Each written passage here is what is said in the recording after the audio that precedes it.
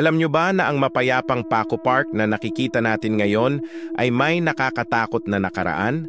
Noong panahon ng mga Kastila, sementeryo ito kung saan inililibing ang mga biktima ng kolera, mga sundalo, at maging ang ating pambansang bayani na si Jose Rizal bago siya inilipat sa Luneta. Pero hindi lang simpleng parke ang lugar na to. May mga kwento ang matatanda na hanggang ngayon daw may mga kaluluwa na hindi pa rin makapagpahinga. May mga nakakakita raw ng mga anino sa dilim. May mga nakakarinig ng mga dasal at iyak kahit walang tao sa paligid.